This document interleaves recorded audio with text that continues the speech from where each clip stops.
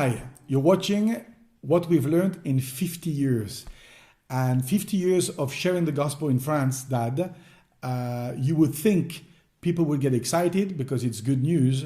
But sometimes, well, many times over the years, people said we don't want anything to do with the gospel. And sometimes they were quite violent. Let's go back 10 years ago in the town of Dunkerque in northern France, just by the sea. It's kind of a funny story now, but back then was not fun in a cemetery. Well, I'll explain to you what happened in this cemetery. The people were gathered round, and it was the grandmother of one of the folks there. And so I was preaching and I was explaining how she'd come to the Lord, and she hadn't lived long afterwards, so this was the opportunity to share with the rest of the family the experience that she'd had in her home.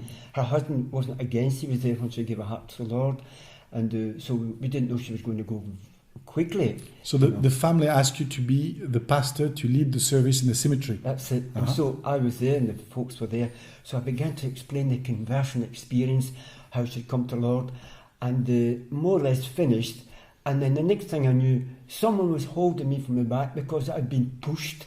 And if that person at the back hadn't got a hold of me, I was on a slab on the cemetery on my back. But what happened was it was the grandson of this woman who was furious because I'd talked about his grandma coming to the Lord. And he said, if you don't get out of the cemetery, I'll put you out.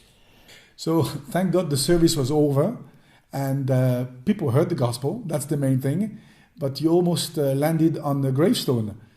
Now we're going back in the late 70s in the town of Le Puy, which is in central France. We were little boys, so we can't remember too well, but it was quite a funny story. Not in the cemetery, but in a mental hospital.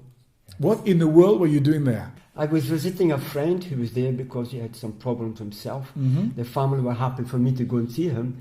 So I got to the reception desk and I said, I'd like to speak to Mr. So-and-so.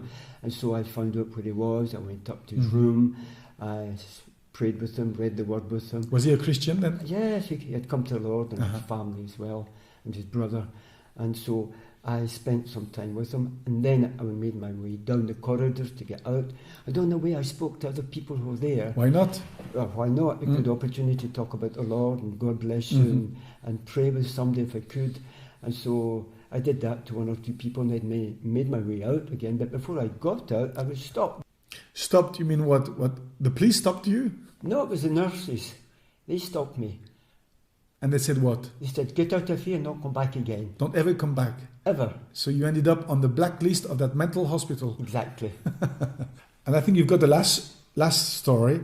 That's almost 30 years ago in Le Mont d'Or in central France.